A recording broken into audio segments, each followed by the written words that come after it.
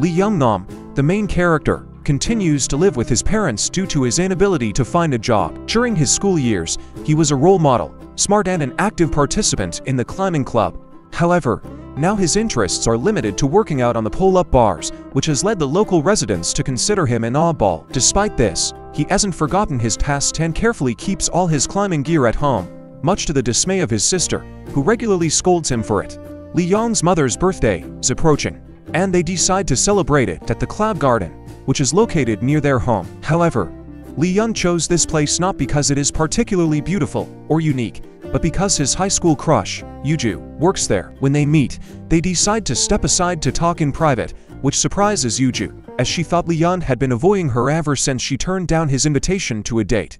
However, Lee Young quickly dispelled her assumptions, clarifying that his presence at the place was a coincidence and he didn't even know she worked there. He also added that he now holds a managerial position at one of the influential companies, highlighting the changes in his life and career.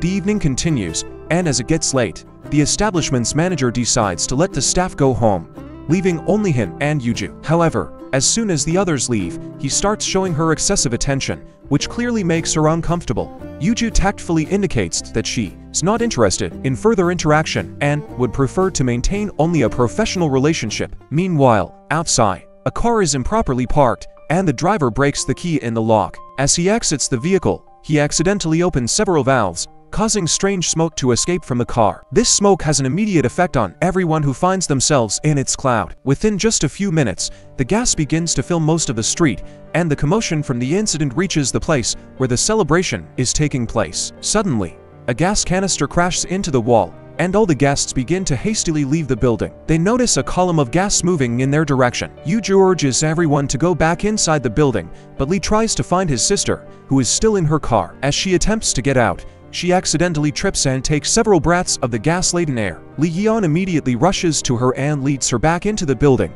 where her condition rapidly deteriorates. While Young-nam watches the entire city become engulfed in this fog, his father doesn't yet grasp the seriousness of the situation and insists that they need to leave. Suddenly, an emergency message from the government is broadcasted to everyone, urging every resident to climb as high as possible and await assistance from the military. In a panic, everyone rushes to the roof of the building, but they find the doors locked, and the manager doesn't have the necessary keys.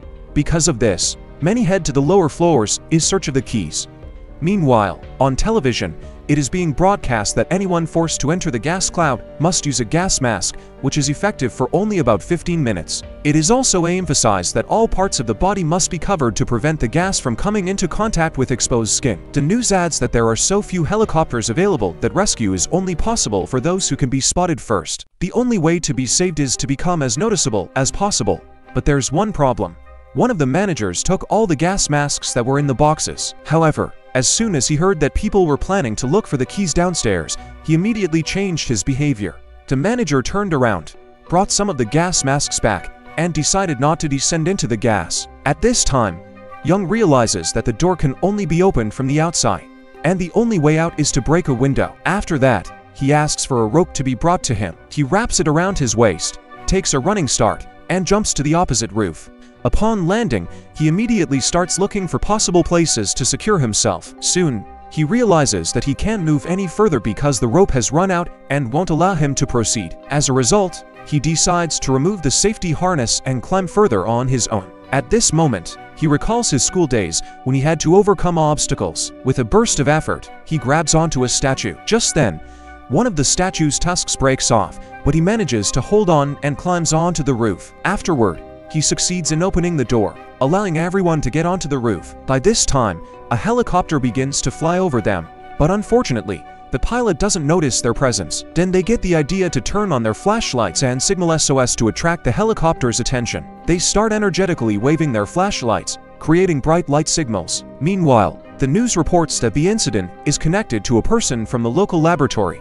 It turns out that this person decided to take revenge for their dismissal, and their actions have led to the current critical situation. The helicopter still doesn't notice them despite all their efforts. Then they come up with a new idea to start shouting into a microphone, while simultaneously turning the establishment signs on and off to create an additional visual signal. Thanks to these synchronized actions, the helicopter finally notices them. However, a new problem arises. The helicopter can't take everyone on board due to weight restrictions. As a result, Young decides to stay with Yuju to avoid overloading the helicopter. Soon, a new helicopter arrives, but for some unknown reason, the pilot decides not to pick them up. In desperation, Young and Yuju begin to develop a new plan. While Young was gathering the necessary items, he noticed that the gas was starting to rise. They quickly put on gas masks, carefully tape up their entire bodies, and run outside. Making their way through the city, they manage to reach a new roof, but soon realize that the gas has already reached this place as well. Seeing that the situation is becoming critical, Young decides to use the last filter. He quickly puts it on and descends. Meanwhile, Yuju climbs to the top of the building, trying to avoid danger. After a few moments, he also climbs up to the roof after her and, overcoming his fatigue and fear, hands her a new filter. They struggle to reach the gym, where they can finally be without masks. This place gives them a chance to rest and think about their next steps. They need to get to the neighboring roof. After discussing various options, they manage to throw dumbbells onto the opposite roof. Gradually, by tightening the rope, they create an improvised bridge. When the rope becomes tight enough, Yuju carefully makes her way across. Everything goes according to plan until it's Leon's turn. When the situation suddenly changes, gas starts spilling onto the roof where Yuju is, creating a serious threat. Seeing this, Leon decides not to take any risks and quickly returns to retrieve the gas masks. Authorities realize that ordinary water can neutralize the gas, although the exact time needed for this remains uncertain. Leon came up with a clever plan to set up mannequins so that rescuers would think there were many people in the building, hoping to attract their attention. Suddenly, they notice that a whole crowd of people is unable to leave the room. These people were trapped and didn't know how to get out. Young and Yuju tried to explain to them that there is a fire escape nearby and that they just need to climb up to be saved. One of them decides to follow their advice and starts climbing up the ladder, but he loses his balance and almost falls down, causing a wave of panic among the others. Soon, a helicopter spots them, but they realize that the first priority is to save the people who are trapped. They quickly set up an arrow to point rescuers in the right direction. Suddenly, an explosion occurs, causing a powerful wave of gas to head in their direction. In a panic, they conclude that the nearest building is the safest place. Without wasting any time, they start moving to the adjacent building. At that moment, a drone belonging to a television company, paid for by Yang's father, unexpectedly flies towards them. Thanks to the drone, their rescue operation begins to be broadcast live over the internet. Thousands of people around the world witness this dramatic scene, and many viewers start actively following the developments, hoping for a successful rescue. They manage to reach the necessary building and climb up the vertical advertising billboards to the top.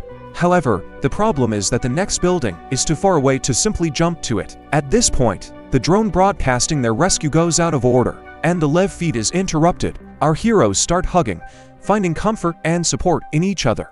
Suddenly, new drones begin to appear from all directions, which people are using to drive away the gas, creating a safe space around our heroes. Young quickly thinks on his feet and passes a plan to one of the drones. According to this plan, the drone is supposed to carry a rope to the neighboring building. Soon, the drone, following Young's instructions, successfully completes the task, and the rope is securely anchored on the other side. They begin to cautiously make their way to the other roof, using the taut rope, but suddenly, they stop right in the middle of the path. The reason is the excess weight, which creates a dangerous strain on the rope. However, this is not the only problem. The rope begins to slip. They come up with the idea to cut the rope and drop to the floor below. But suddenly, the drone that was helping them breaks down. They start falling straight down. This becomes the last frame captured in the broadcast. Despite this, the helicopter still heads to their last known location. Suddenly, the rescuers notice a strange light on the crane. It turns out to be sparklers lit by our heroes to attract attention. Thanks to these lights, the rescuers manage to spot them and rush to help. In the camp, everyone is happy about the rescue. The manager, feeling relieved, decides to approach Aiju to show how worried he was about her. However, instead of gratitude, he receives a slap from her. Then Young approaches Yuju, holding a carabiner they used during the rescue operation. He wants to give it to her, but she tells him to bring it to their next meeting. Suddenly, it starts to rain, washing away all the remaining gas. This natural phenomenon becomes a symbol of cleansing and the end of all their hardships. Well, this was Movie Memo with you, and we hope you enjoyed this video. Write in the comments how you rate this film, and don't forget to subscribe to our channel. See you next time. Bye.